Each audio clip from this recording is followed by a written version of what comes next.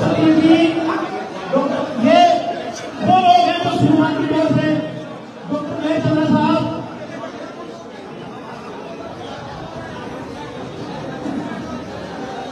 आदरणीय लोकप्रिय सांसद भाई चंद्रशेखर आजाद जी का स्वागत और अभिनंदन करते हुए मैं आमंत्रित करता हूं आप लोग शांति बनाए रखिए और आदरणीय चंद्रशेखर आजाद जी को, आदरणीय चंद्रशेखर आजाद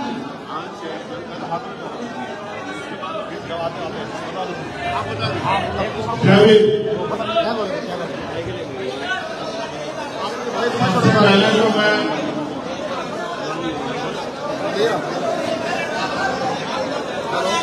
ये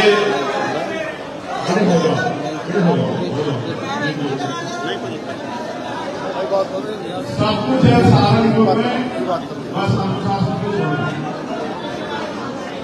और इसीलिए क्योंकि अनुशासन नहीं है, इसीलिए राजनीतिक रूप से ताकतवर नहीं है लोग यहाँ।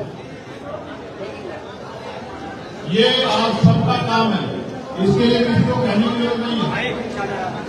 तो मैं आपसे आग्रह करूंगा, क्योंकि अभी बहुत लंबा कार्यक्रम है और दूर बिहार में तो जब ये बना था तब से हम लोगों का आना जाना है। यहाँ इस मंच के आसपास उपस्थित और इस कार्यक्रम के आयोजक सभी सम्मानित साथी और जिन महान हस्तियों ने जो आज इस दुनिया में नहीं है, परिनिर्वाण प्राप्त कर गए हैं, जिन महान हस्तियों के संघर्ष है और ये सूची जो लगी है जिन्होंने इस बुद्ध विहार को बनाने में बहुत बड़ा योगदान दिया, ज्ञानचंद आजाद जी, श्रद्धेय रघुवीर सिंह बोस जी, मैं उन सबको भी आज इस ऐतिहासिक अवसर पर याद करता हूँ। साथ साथ हमारे भीम आर्मी के पुराने साथियों को जिन्होंने बहुत संघर्ष किया और यहाँ काम करने वाले हमारे कर्मचारी साथियों का भी मैं धन्यवाद करता हूँ। मैं आपके बीच दोबारा आऊंगा जब आपका कार्यक्रम होगा ना, वो तब मैं आपके बीच दोबारा आऊंगा। लेकिन मैंने आपसे कुछ कहा था, अगर आपको याद हो आपके कार्यक्रम में, कि हम नगीना लोकसभा 1.5 लाख से ज्यादा वोटों जीत रहे, कहा था नहीं कहा था, और जीते कि नहीं जीते। आज मैं आपसे इसी बुद्ध विहार में कह रहा हूं कि जब 2027 का चुनाव आएगा तो उत्तर प्रदेश में सरकार आजाद समाज पार्टी के बिना नहीं बनेगी, मेरी बात नहीं। और वो दिन आएगा जिस दिन के लिए आपने एक पैसा जोड़ के अपने आशीर्वाद, सहयोग, संघर्ष से अपने भाई बेटे चंद्रशेखर को ताकत दी, वो दिन आएगा कि आपकी कलम में इतनी ताकत होगी कि लखनऊ में जो सरकार चलेगी वो सहारनपुर के लोगों के हाथ से चलेगी। मेरी बात सहारनपुर वालों को भी कह रहा हूँ, ये मेरा घर है, मैं यहाँ का बेटा नहीं हो सकता है, कभी हमेशा बेटा और भाई होगा। आपसे भी कह रहा हूँ, आपकी अपनी ताकत बनाने के बारे में सोचिए। जिस दिन मेरा घर तैयार हो गया ना ताकत बनाने के लिए, उस दिन मेरी ताकत 1000 गुना बढ़ जाएगी, क्योंकि आदमी अपने घर से नेता होता है। तो सहारनपुर के मेरे परिवार के लोगों को मैं आपसे कह रहा हूँ, आप अब मेरे ऊपर भरोसा करो, आजाद समाज पार्टी भरोसा करो। आप भीम आर्मी का आपने भरोसा किया ना, भीम आर्मी ने कभी आपका भरोसा टूटने दिया, ना आजाद समाज पार्टी कभी आपका भरोसा टूटने देगी, और ना चंद्रशेखर आजाद कभी आपके सम्मान के साथ कोई खिलवाड़ होने देगा। मैं विश्वास से कहता हूँ कि माननीय काशीराम साहब और बाबा साहब अम्बेडकर का जो अधूरा सपना है वो हम लोग इसी सदी में आप लोगों के सहयोग से पूरा करेंगे कि वंचित वर्ग के लोगों का यही नहीं दिल्ली तक आ जाएगा। अभी भी पार्लियामेंट में रिजर्वेशन की वजह से 131 एमपी है एससी के, आपने कुछ को मौका नहीं मिला, कुछ को आपने सुना होगा, कोई कुछ बात करता है, कोई कुछ बात करता है, लेकिन हमारी कोई बात नहीं करता। मुझे जितना समय मिला मैंने देश के हर वंचित वर्ग को छूने का प्रयास किया कि उनकी समस्याओं के बाद, चाहे आशा कार्यकर्ता हो, चाहे आंगनबाड़ी बहनें हो, चाहे भोजन माता हो, चाहे सफाई कर्मचारी हो, चाहे पुलिस के साथी हो, चाहे होमगार्ड के साथी हो, चाहे रिजर्वेशन इन प्रमोशन में SC ST OBC के लिए मांग हो, चाहे निजी क्षेत्रों में आरक्षण की मांग हो, चाहे किसानों की समस्या हो, चाहे महिलाओं पर होने वाला उत्पीड़न हो, चाहे कोई और समस्या हो, मैंने सभी समस्याओं पर सरकार से सवाल पूछे। विश्वास करो, अभी तो एक चंद्रशेखर आजाद वहां है, जब अगले 5 साल बाद आपके आशीर्वाद से सैकड़ों चंद्रशेखर आजाद वहां पहुंचेंगे, तब आप देखना कि कोई इधर उधर की बात नहीं रहेगा, सब आपके अधिकारों की बात करें। मैंने उनसे पूछा कि नौजवान पेपर लीक हो रहे, नौजवानों को रोजगार कहां से मिलेगा। मैंने पूछा कि जब निधिकरण हो जाएगा तो सरकारी नौकरी रहेगी तो आरक्षण में हम लोग क्या करेंगे। मैंने सब विषय में पूछा और मैंने ये भी पूछा कि एनएफएस करके हमारे लोगों को निकाले, इसका जवाब भी दो। और मैंने जो मूछे रखने पे, घोड़ी पे बैठने पे, मटकी छुरी पे जो हत्या हो रही है आजाद भारत में, मैंने उसको भी पूछा। कुछ नहीं बदला है।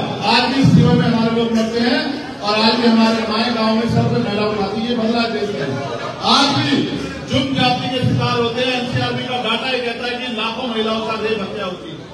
ये भारत तब तक ऐतिहासिक भारत नहीं बनेगा, प्रभु भारत नहीं बनेगा, सम्राट अशोक के सपनों का भारत नहीं बनेगा, जब तक संविधान को मानने वाले असल लोग, वंचित वर्ग के वो लोग जो दर्द रखते हैं अपने दिल में, वो कुर्सियों में नहीं आके बैठेंगे। मैं आपसे आग्रह करूंगा कि अब आप अपना आशीर्वाद आजाद समाज पार्टी को दें। आपने पिछले आंदोलन को बहुत ताकत दी। अब मैं आपसे आग्रह करता हूं, मेरे पढ़े लिखे समाज के लोगों, जब आजाद समाज पार्टी नामक पेड़ आपके लिए तैयार हो गया, आपको छांव देने के लिए, फल देने के लिए, आपकी सेवा करने के लिए, फूल देने के लिए, तो आप इधर उधर मत भटको। अब आप आजाद समाज पार्टी की ताकत बढ़ाओ, जिससे जुल्म भी बंद हो, नए अवसर भी पैदा हो। मेरे पढ़े लिखे नौजवान भाई बेरोजगार घूम रहे हैं।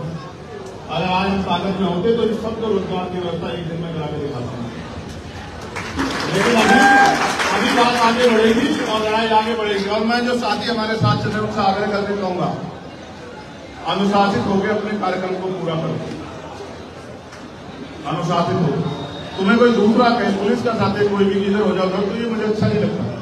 तुम वो लोग हो जिनके कंधों पे भीम आर्मी के आंदोलन के जरिए जिनके कंधों पे जिम्मेदारी, तो भीम आर्मी का एक एक सिपाही अपने आप में वो एक वॉलंटियर भी है, वो एक मिशन के सिपाही के साथ साथ समाज का सिपाही भी है, वो देश का सिपाही भी, वो भी सड़क पर दिखना चाहिए। ठीक है। अब मैं आपसे आग्रह करूंगा, क्योंकि लंबा सफर है अभी और अंधेरा हो जाएगा, आप फोटो के चक्कर में आज मत पड़ो। असली फोटो जो है, इस फोटो में कुछ नहीं रखा, असली फोटो जो बाबा साहब अम्बेडकर के विचारों की संविधान है, उसको लागू कराने के लिए राज्य की शक्ति बनाओ। और मैं तो एक ही बात को मानता हूं, जो माननीय काशीराम साहब ने कही कि तमन्ना अगर सच्ची हो तो रास्ते हजार होते हैं, तमन्ना अगर झूठी हो तो बहाने हजार होते हैं। हम पे तमन्ना सच्ची है क्योंकि हम अपने लोगों को दर्द में नहीं देख पा रहे।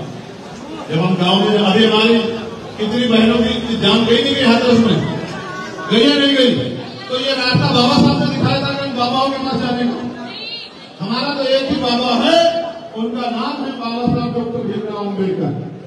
जब हम बाबा साहब भीमराव अम्बेडकर के रास्ते में चलेंगे तो हम मरेंगे नहीं, कोई याद नहीं। इसलिए आपसे कह रहा हूँ। और इसमें प्रशासन का, पुलिस का भी फेलियर है। मैं गया था सुप्रीम ट्रांसलेशन में, गुरु जी 10 पुलिस वाले नहीं थे वहां। मैंने उस दिन कहा था कि कोई बड़ी घटना घट सकती है, क्योंकि उसमें कोई नेता नहीं गया, इतना बड़ा कोई वीआईपी नहीं गया, तो पुलिस के लोग और डिस्ट्रिक्ट के लोगों ने परवाह नहीं की। उन्होंने गरीब लोग मरना तो क्या फर्क पड़ता है। अगर कोई नेता होता, पैसे वाला होता, तो वहां सारी जांच चौबंद होती। लेकिन गरीब घर के लोग हैं, अपनी बीमारी से ठीक होने के लिए, गरीबी बेबसी से बचने के लिए, घर की पीड़ाओं को दूर करने के लिए चले गए बाबा के पास कि बाबा सुधार करेंगे। बाबा तो अपनी जान नहीं बचा पाएंगे, समझे नहीं समझे। बाबा साहब का संविधान तो जान बचाता है, बाबा का मंत्र नहीं बजाता। अगर बाबा का मंत्र बजाता तो इतने लोगों की जान नहीं जाती। तो इसलिए फिर कह रहा हूं, आजादी से पहले जब संविधान में अधिकार नहीं था, तब महिलाओं शोषित जीवन जीती थी। अब तो महिलाओं को बराबर का अधिकार है। महिला प्रधानमंत्री भी बन गई, मुख्यमंत्री भी, राष्ट्रपति भी बन गई। अब तो जागो और महिलाओं को नेतृत्व करना चाहिए। इसी बातों के साथ मैं आपका स्वागत अभिनंदन करता हूँ, धन्यवाद देता हूँ।